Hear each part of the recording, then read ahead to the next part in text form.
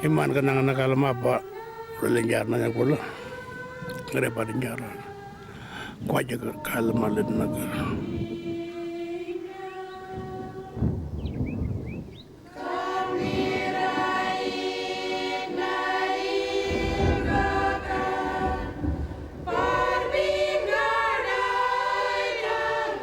All machinery mapichiga kwaja na menin. Eden long ajar liya na kananun. Rumia. Saya satu take a trench kwaja bajuga. Right through Tari.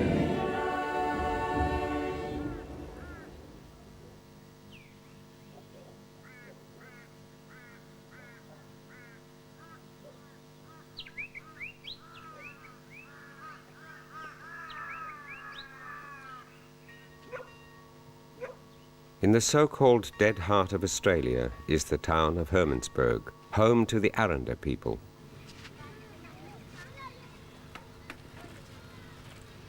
It's a hard place where alcoholism, violence and depression take their toll. The average life expectancy is 40.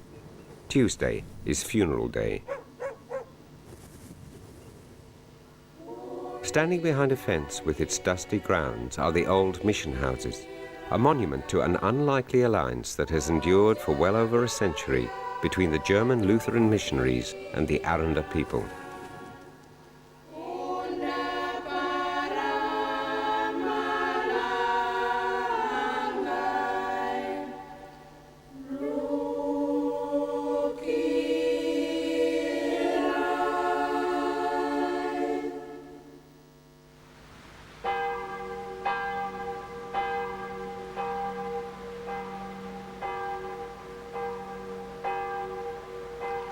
In the 1850s, a tiny Hanoverian village was turning out Lutheran missionaries, young working-class men who would take the gospel to some of the most remote places on earth. The Hermannsburg Institute was the brainchild of Pastor Louis Harms, a charismatic preacher with a romantic vision, to create a series of Christian settlements away from the corrupting evils of European civilization. Louis Harms was a man of an extraordinary personality which just impressed other people. From outward he was not very impressing, but as soon as he started talking, preaching, praying, then people really would be fascinated. People who came to the church first time, they had always the feeling that he speaks directly to them.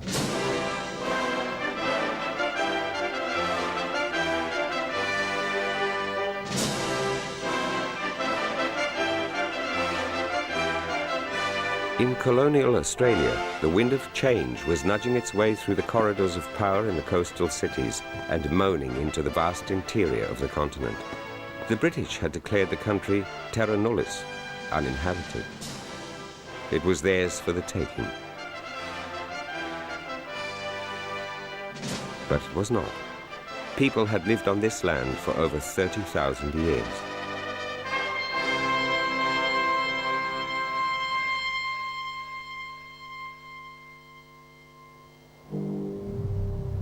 Nowhere were the links between human time and changeless eternity stronger in religious thought than in Central Australia.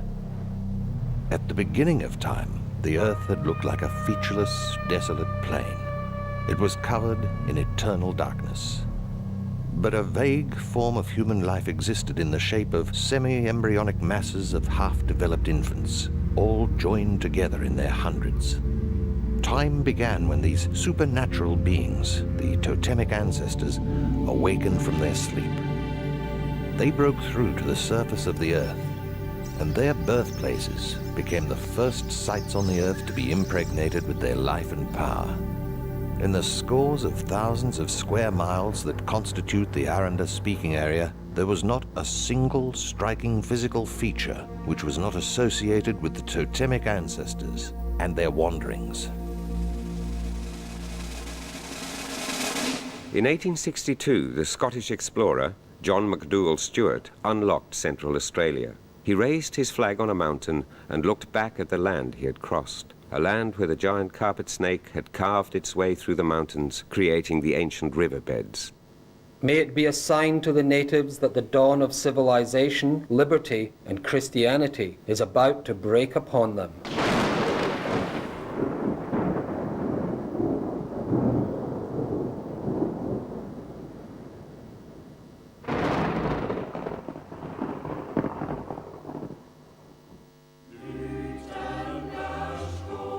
Louis Harmes heeded the call. Here was an opportunity to get in first, to build his utopia and spread the word of a Christian God before the white frontier arrived.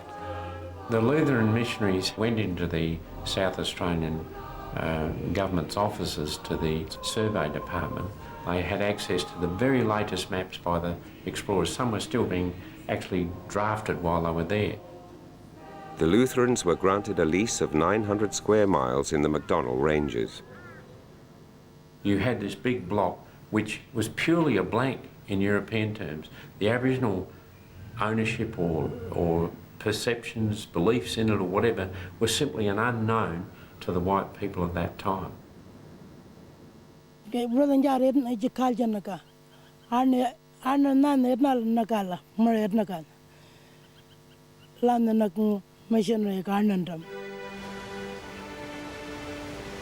In 1875, 2 graduates from the Hermannsburg Institute in Germany arrived in Australia. Kempe and Schwarz both were, as most of the missionaries who were trained here in Hermannsburg, from the working classes. They were people who knew to work by the hand and to work hard and make their own living. And that was just the kind of people Louis Harmes wanted. 6 weeks later, they were ordained as pastors. And then these young and totally inexperienced men were sent out into the wilderness on a 1,000-mile journey to a tract of land on the banks of the oldest river on earth, the Finke.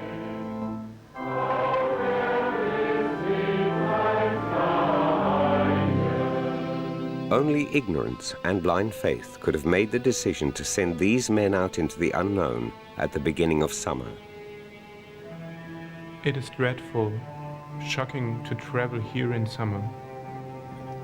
Nobody could imagine things to be as bad and have any conception of what this journey entails. For 7 months they battled heat, cold, starvation, sickness and despair. At the desert outpost of Dalhousie Springs, they halted.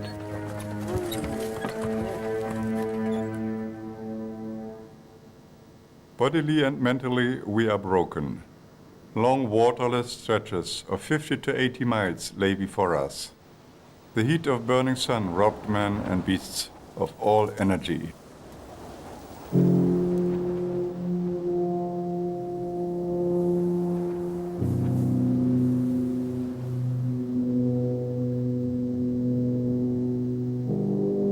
It was to be 10 months before rain fell, and they could move on to their promised land.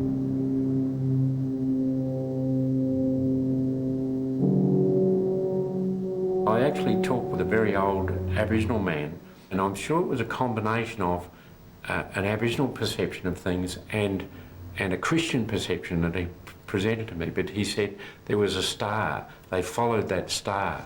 And so I think it's a biblical story which has been transposed, I suppose, into the story of the first missionaries coming forward, and they followed the star which was leading them to the promised land. Grandfather saw that first one, until morning time, early in the morning. Before sunrise, he went early in the plane, see the kangaroo, and he seen this waters, tusk, whole tusk coming, all the sheep, bullock, wagon and all that. He ran up in the hill and up for to look. They're coming this way,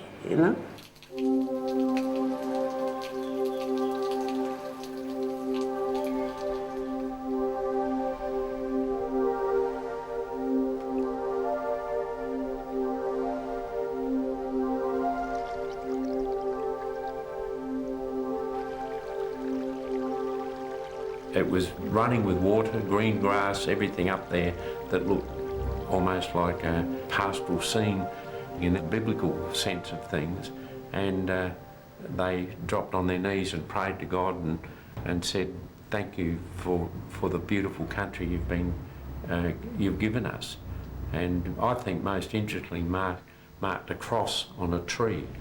They carved into the tree a cross, and I've always wondered myself whether that was significant, because I cannot discuss with you openly, but there is a form of a cross that has a totally different meaning in Aboriginal men's world, which is very, very sacred to Aboriginal men, and it may be that by making that they actually protected themselves unwittingly. No white man has ever been here before us, and we have had great difficulty in even drawing a single word out of them. I don't know what sort of a world they visualised. They say for the first months they never even saw any Aboriginal people at all, didn't come near them. And they must have asked themselves very early in the piece, how would they make contact with people who were roaming over the country all the time?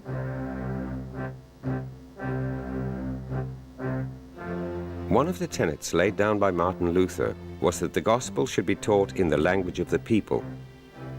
Before they could begin making converts, the missionaries first had to learn to speak Aranda. They were not inclined to converse with us or even answer our questions. Frequently, we became aware that the native deliberately lied to us. However, we realized that the fault was not always of the natives, but perhaps the nature of our questions. They were generally peace-loving people, provided nobody broke the rules, because they say that some things you have to be strict about. You've got to have a hard law to have a good life.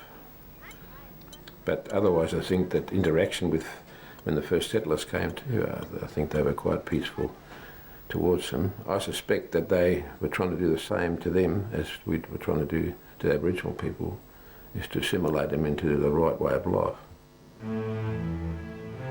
They named the mission Hermannsburg, after their hometown in Germany. The Aranda knew it as Ndaria, birthplace of the mythical twins.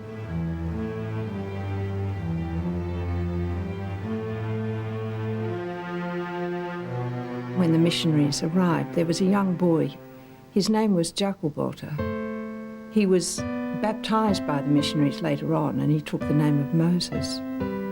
Before he died, he recorded the most remarkable oral history. I was happy as a child living with my mother and father. I was always playing. At night I slept by the warmth of a fire. I had no blankets. I slept on the ground. My father hid me from the mission. My father said, "They are looking for people.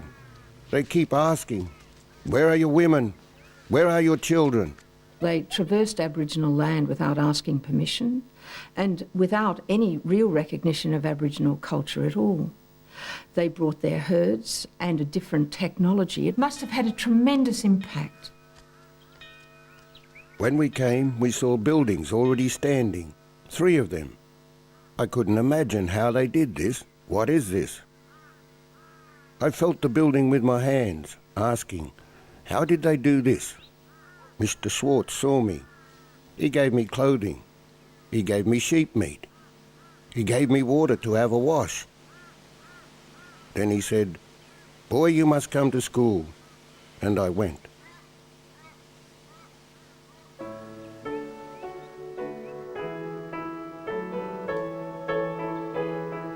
We have preferably concentrated on the growing generation, giving the children lessons in reading and writing, and recently made a beginning with memory work and singing. Contrary to our expectations, its children have made good progress in these subjects.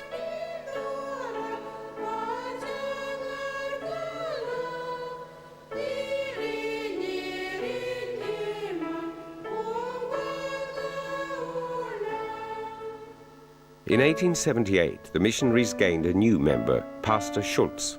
With him, he brought 3 young women who were to become the wives of the missionaries. In this lonely desert outpost, they were expected to share the work of their husbands and bear their children in what must have seemed terrifying isolation. By 1879, the mission lease was already surrounded by vast cattle stations. The process of pastoralization was pulling a shroud over the landmarks of eons, the ancient sites of the totemic ancestors who had shaped the Aranda world. As the cattle trampled the native vegetation and muddied the waterholes, tensions mounted between black and white. You're invaders from an Aboriginal perception. It doesn't matter how much you think you're representing the empire or representing civilization, you're an invader to another person whose country you've come into.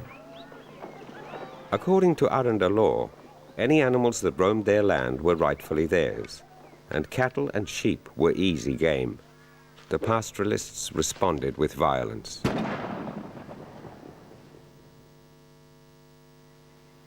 Mounted Constable W.H. Wilshire was a policeman who epitomized the brutalities of the day.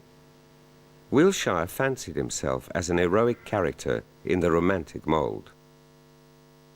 He published several books which are quite intriguing documents. They have some fascinatingly good material in them and some fascinatingly awful material in them. But it seems to me that he indicates that the men were out hunting kangaroos in the ranges, and when they came back they had a good collection of weapons.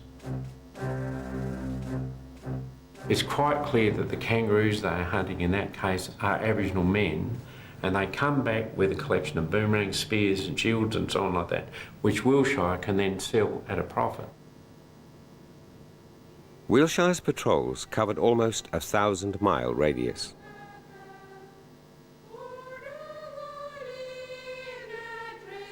From this towering landmark, he could survey the countryside over which he reigned.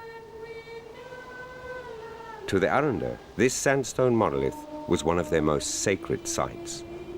The final resting place of Edagawara, the mythical gecko ancestor, a creature feared and hated for his violence and arrogance.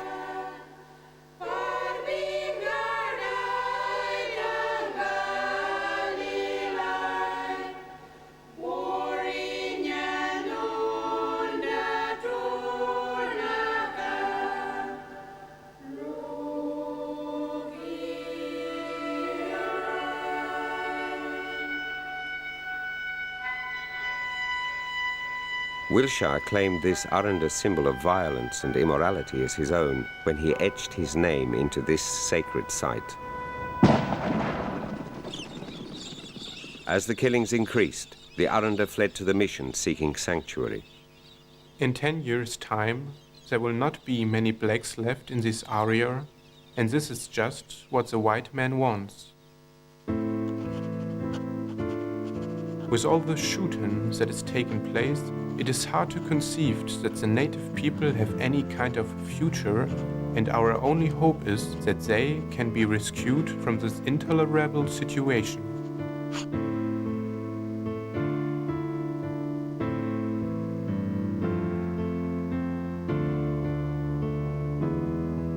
Schwartz brought the situation to the attention of the public.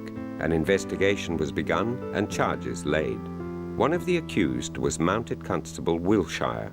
The inquiry was a farce. The charges against Wilshire and the pastoralists were dropped, and the missionaries were forced to defend themselves against counter-accusations of mistreatment of the Aborigines. The missionaries, the one thing they don't do that's the same as anyone else, they're not likely to shoot you. However, they were still very hard people of an old-style way. They did not disbelieve in whipping someone who had caused problems, and that would be another white person or an Aboriginal person. So the missionaries have a very stern old-style way of the way of the Lord as well. It's almost an Old Testament, sort of a strong, down-the-line way. They were pietist Lutherans, and they had very strong views about moral behaviour. and also very strong views about their notions of education. I think in some respects they used rations in that way. They felt that it drew the Aranda closer to them so that they could educate them in the way that they wanted. Schultz taught us the morning songs. The old man said, "Children, you are now singing wrongly, really wrongly." Then we said, "A, E, I, O, A." The old man said, "The children are talking like crows." They said, "You are no longer to go to the teachers."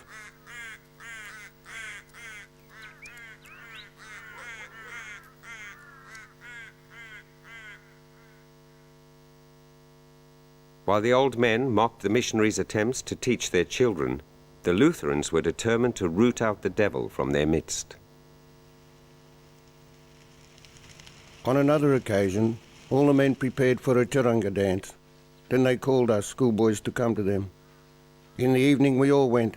The men had painted their bodies. Everybody was there. Then Mr. Kempe, Schwartz, Schultz also came to the corroboree. They grabbed the young men's headdresses and pulled everything out. Then Mr. Schwartz said, "This charanga is bad. You are the children of the devil."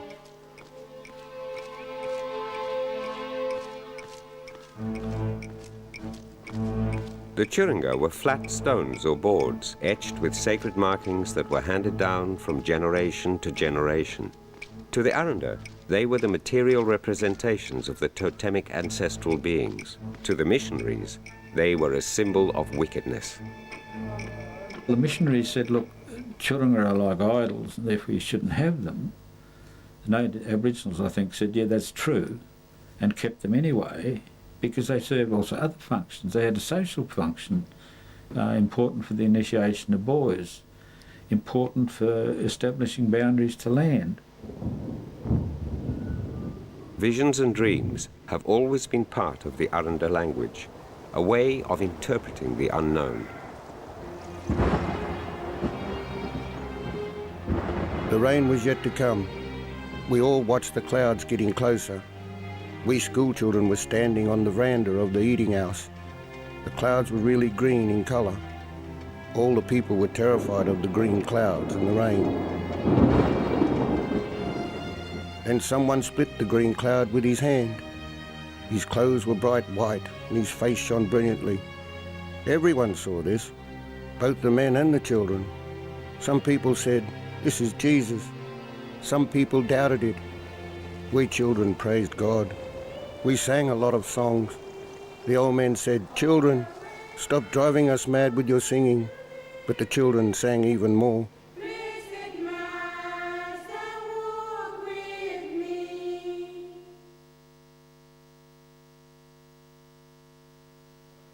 Still, there were no converts. The Aranda people came and went, utilizing the mission for their own purposes.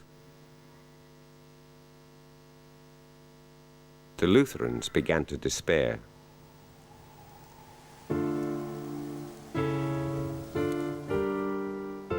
Finally, after 10 long years, some children came forward and asked to be baptized, but it was too little and too late.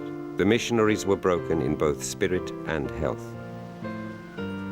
Lacking financial and moral support even from their own church, they packed up and left. Schwartz was the first to go. Mr. Schwartz said, "Children, I am unable to teach you any longer. They have called me to return." Then all the people were very sad. They longed for him to stay.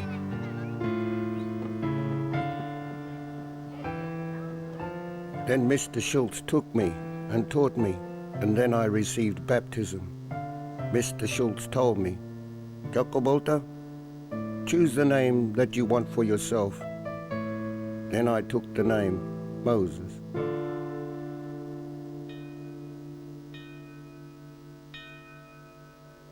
Kemper was the last to leave. Mr. Kempe's wife had got very sick after giving birth to a child. In the middle of the week, Mrs. Kempe died. All the people wept greatly. Then when Sunday came, Mr. Kempy taught us for the last time. That was after burying his wife. Then on Monday, he got the buggy and quickly left. Christmas was near.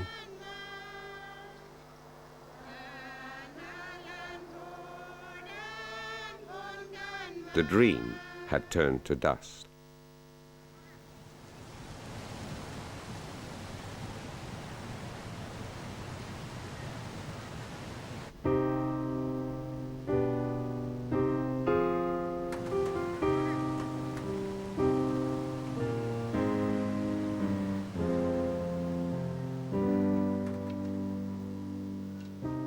Now that the authority of the mission was gone, the elders decided that Moses should be brought back to his people and his traditional beliefs. The men asked, when are they going to make this big boy a man? They caught me by the water. They grabbed me and took me away. I was very afraid and ashamed. I had it in my mind what they were going to do. Then they made me a man. This they did during the day, south of Endaria.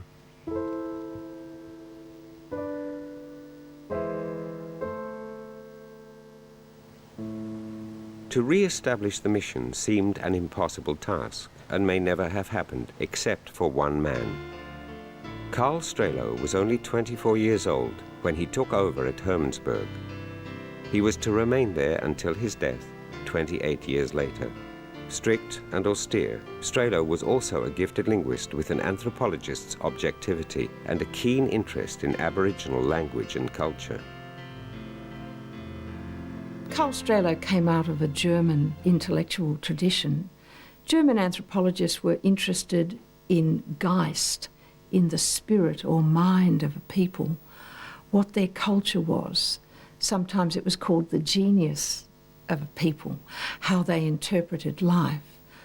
As a Lutheran, naturally he thought that Christianity was a truth beyond culture, but nonetheless he respected Aranda culture. He really, really did. It's quite clear. The English thought they had the experts, the Germans were just a lot of buffheads, and especially missionaries. I mean, there's no way in the world that missionary could have any sort of a objective approach to anything. There is also a factor there that has to do with the Lutherans being Germans and being a German minority in a British colonial culture.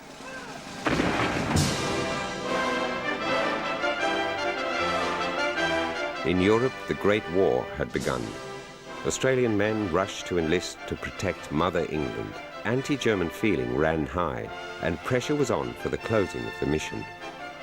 There is a Teuton mission on the overland telegraph line, and those men could intercept messages from England. Staff on Hermannsburg is entirely German or of German extraction. He is acting from that. One should ask, what is the possible evil effect of Germanising the natives in Central Australia? Is a German mission to be tolerated? The pastoralists added their voices to the clamour and tried to get the mission lease revoked. In response, the government cancelled the annual subsidy of £300, leaving the mission to struggle on as best it could.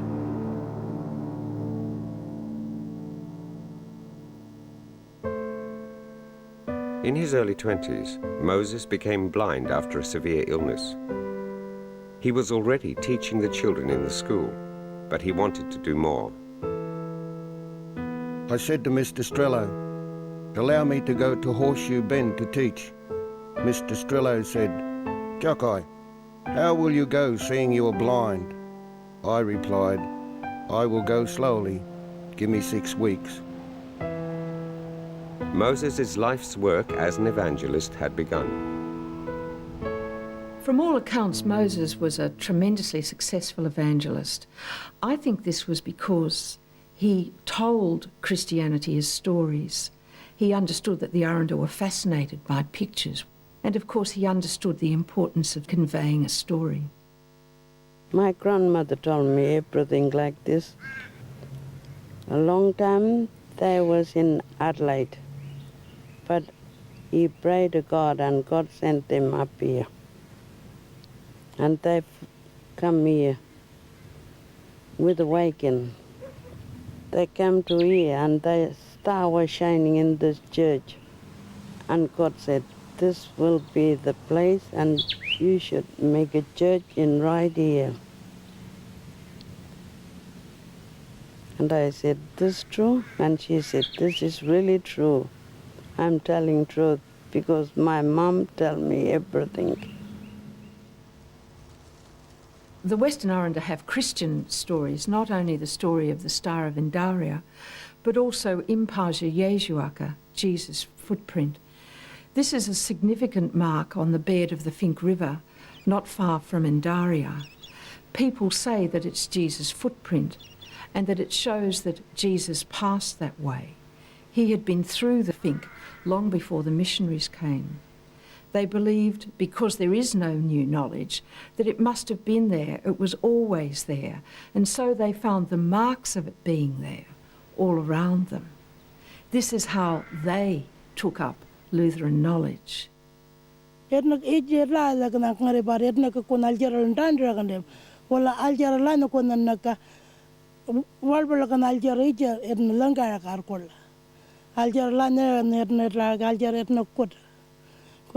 reading land Algeria land kona mission wila ernanga endalela pepa ka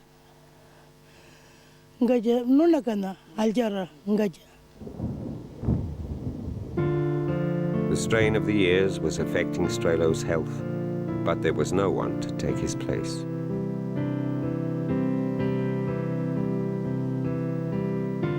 Later, Mr. Strelo got sick. When he became much sicker, Jacobus and I went in to see him. Mr. Strelo himself said, "My two friends, I am sick and weak. I am very sick. Perhaps I will die. Perhaps I will get well. If God wants it, then I too want to go back to heaven."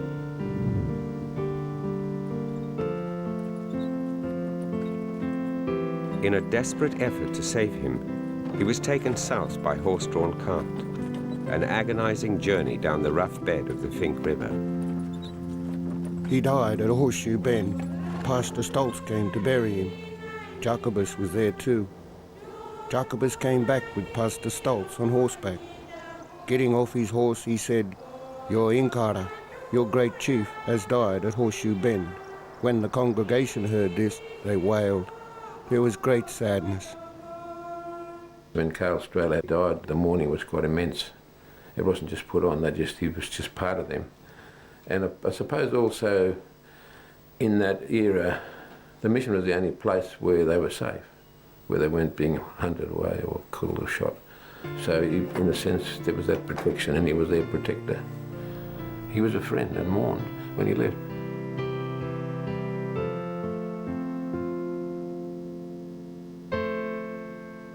While the Lutherans searched for someone to take Strelo's place, Moses continued to travel and preach with his wife, Sophia. 4 years passed. Then, on one of his journeys, a voice came to him in a dream.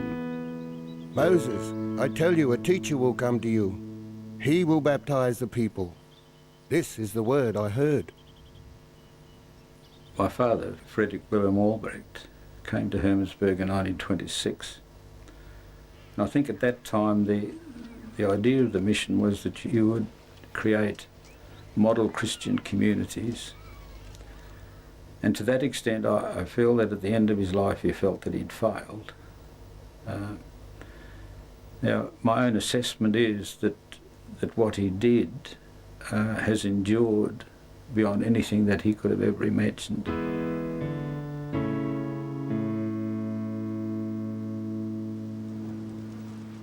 Albrecht arrived at the beginning of a devastating drought.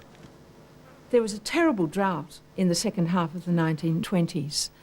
Pastoralism and the presence of rabbits that now populated the whole area made it worse than usual. By this time, of course, Aborigines were competing with cattle, not only for water but also for food. A lot of people came into Hermannsburg at that time. They knew that there was water there and also that they could get rations. Mind you, lots and lots of people also died at Hermannsburg.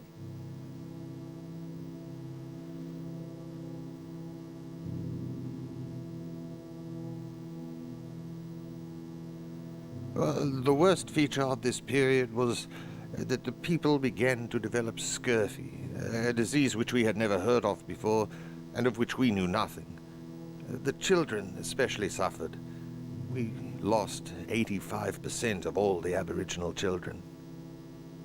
There were no vegetables, there was no fresh fruit, there was no water.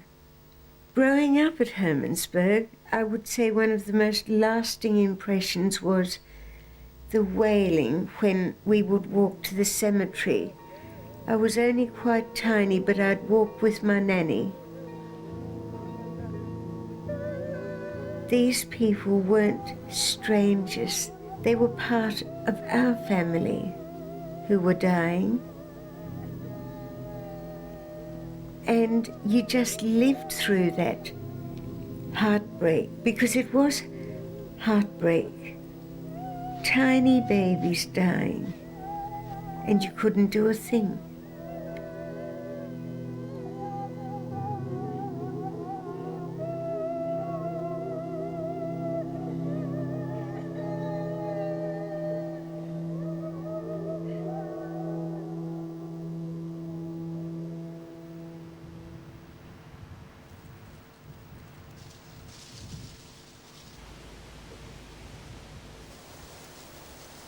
Albrecht was determined that a catastrophe like drought and the subsequent outbreak of scurvy would never happen again. Water was the key. If they could raise crops, they could be self-sufficient. He succeeded, with the help of the Aranda and some sympathetic whites, in piping water to the mission from several kilometers away at Coprilia Springs.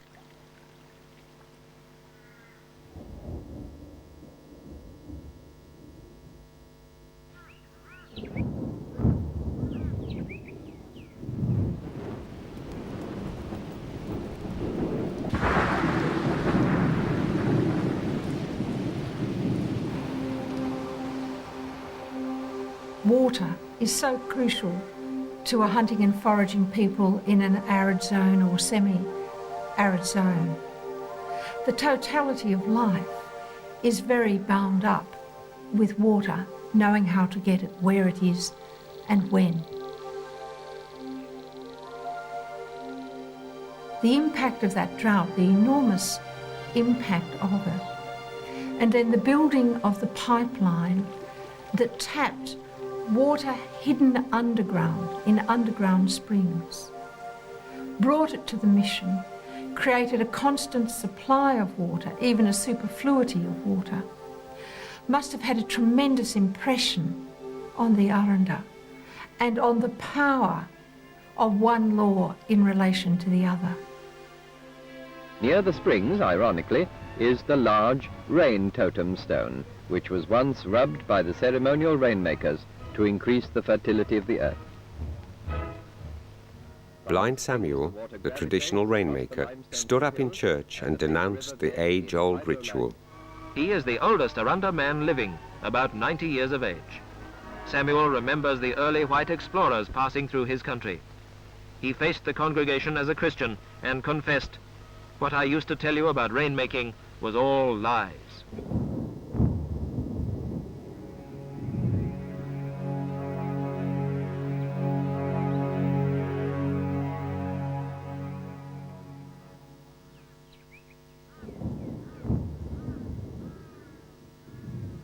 I think also idea they come on them to side in. And I think they forgot for that rubbing stone when they get that water from here. In I get them tangle again, nine chapter. I get along in the quiet in the Kalang, Lakanang with you did Ingara Gimbuk. And now every year we come around in October to Thanksgiving, Lord. Cleaning our ears, I get card.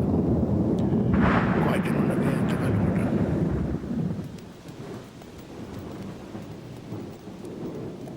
The ritual is an act of faith. I mean, you believe that this is how the world was created, this is how the world is maintained, and providing we continue to practice that, then the wealth should be there, the results of it. I mean, why does rain come? Because you've created the rain. Why do the kangaroos increase? because you've done the relevant increase ceremonies. Now what is the white man doing? Because he's got increase all the time.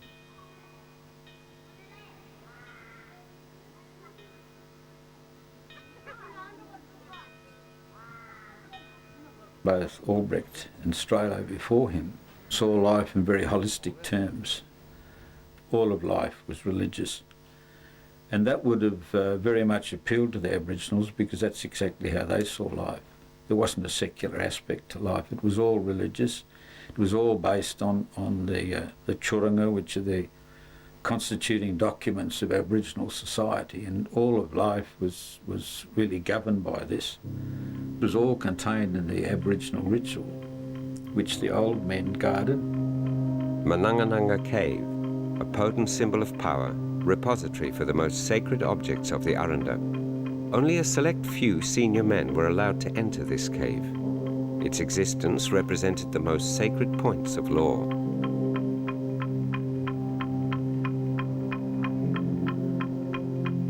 In the early 1930s, the cave was open to the community. A picnic was organized and a service held.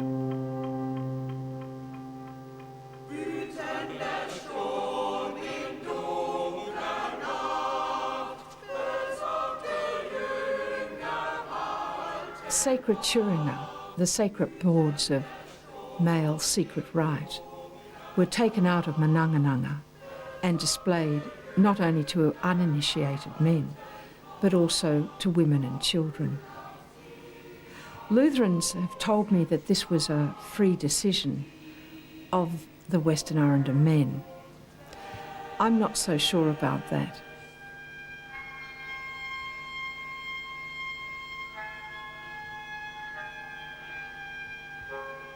They had to work out a way to live with the knowledge of two laws. This can't have been easy.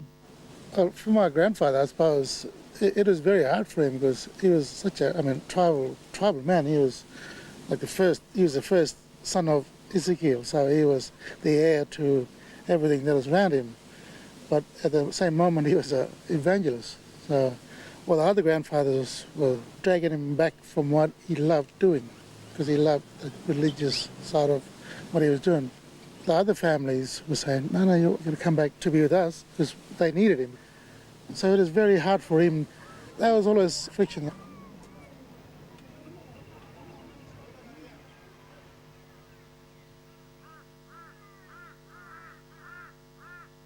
All pass away. Selkar, Selkinam, Ibar. No people nam, Kadi Sula, no again, my girl. But no nagan culture, no Kalikini Kuta.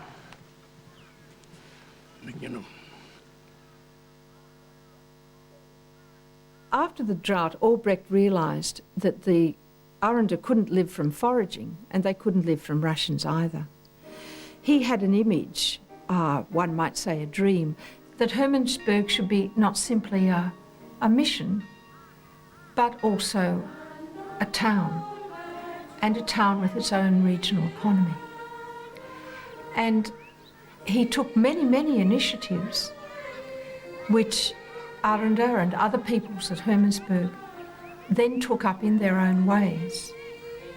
When one sees photographs of the old market gardens, it's just astonishing. They were tremendously large and complex gardens that one man, William Ngwanika, presided over and organised in a quite extraordinary way. With the water brought to the mission, eventually the Lutherans were able to begin a tannery. The women did fancy work and a whole range of craft work. There were teams of stockmen, and of course there were the evangelists. They wrote hymns, they were involved in the translation work. There were so many initiatives. Because these accomplishments have been associated simply with the mission, I think they've been undervalued in the self-determination era. But these were Aranda accomplishments, they were the ones who found the way. And I think that undervaluing is actually a great shame.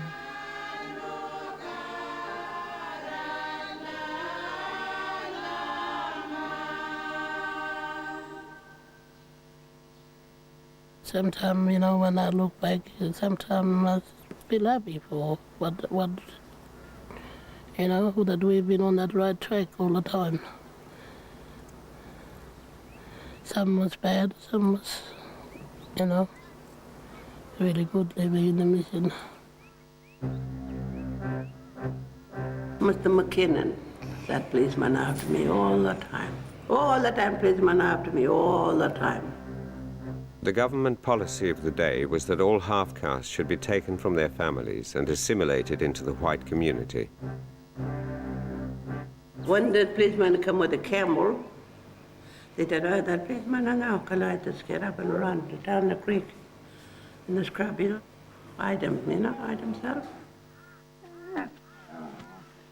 Awa, nang welfare lalkena chekancha naka, nang ngari badar ko lenyet nanda, nang apagas maban, nang kunjal pajama nang nak rakamang me mapang, nang ndandraga nan ko nang mission property nang nunakon, rela nan njar kon nan nyokotet na jaga, na jak ngajak, marar banon.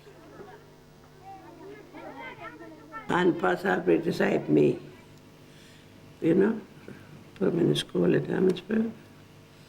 This man can't catch him. Pastor Albrecht been saved all them half-castes, you know, or in the mission been saved all them half-castes.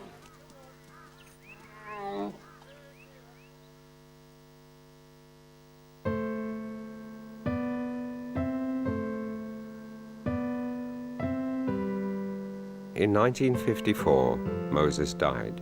Albrecht was deeply grieved at the loss of his friend. He felt that Moses's faith, his honesty and intelligence had had a profound influence on his own life. Moses, he amazed me how, although he had been blind since he was about 20 years of age, how he had the scriptures, the New Testament, read out to him so often that he had whole chapters of the epistles and the Romans and the Corinthians and other parts. He knew it off by heart, word for word. He was easily the most gifted and most prominent man.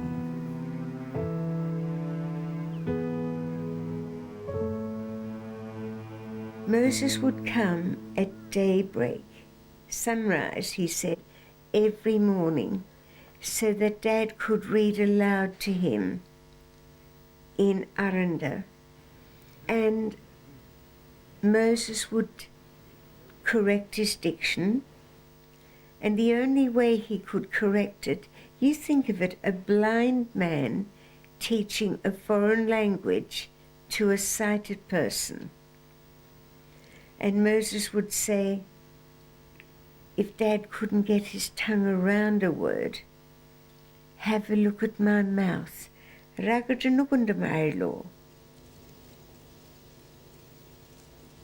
Albrecht retired in 1962. The next decade brought with it another wind of change in the public and government attitudes towards the Australian Aborigines. At Hermannsburg, this same wind fanned a flame of discontent. For over 100 years, the missionaries had governed as the central white authority. Now they were being told to step aside and let the Aranda manage their own affairs. The land was handed back to the traditional owners. Well, mission nang arna nan da jal baka. Edna arka nan doro wallaga. Zerna mar edna kan nan pajal manda. But arba nan jara koga kangen jichingaran naga. I would say that whatever is done, unless it's done within the framework of where it's going into the future and what it's going to do for the people in the future, then we're abdicating our responsibilities, I believe. I mean, what's the point, to my way of thinking, to say to people, yes, you can live on your land if there is no economic base for it, and say, well, look, we don't really mind what you do, and I think all you breed out of that is social disaster. And I fear that that's what's happening, because you can't just say, here's the land and we'll give you money so that you can live there. To what end? There is no point in it, there's no end to it, there's no purpose to it. I think the Western Aranda are in a very tough situation today. Substance abuse, lifestyle disease, car accidents. The death rate's really quite high. And I think to understand that, you have to reflect on the fact that when the missionaries came to Central Australia and engaged the Western Aranda, they proposed that what the Aranda believed was wrong. After a while, someone else came along and proposed to them that being missionised, being a Lutheran, was wrong too. So they've had to bear that double negation. They have lost that blood. Parents used to be looking after us all the time, anybody, you know. Alcohol and sniffing and all carrying on. People, older people, just give up now. Because they're trying to we've tried to put our kids on the right track, but it didn't work out. So some of them will just give up. Everybody's too scared from drunks and petrol sniffers, too scared to go and report it to the police.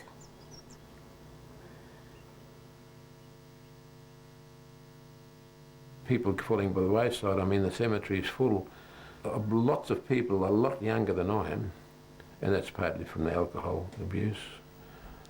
But there's also a new philosophy growing out, you know, a new worldview growing out of that says it's not all magic, it's this stuff that's killing us. It takes a long time. So probably why I've got a positive view, because I've seen over the years the strength of the society and how it can survive if it has to, and how some really important things continue.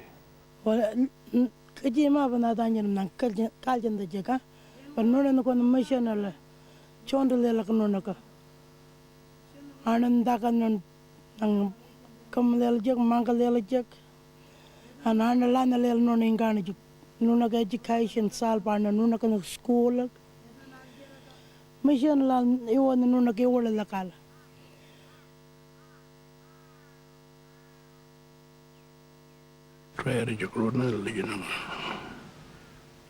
Nunne bogma ringa nerla. Nunne kudanda nelle marrod rajla. Nunne nyumma nunne wada rajla joka. Ijukurani bayu.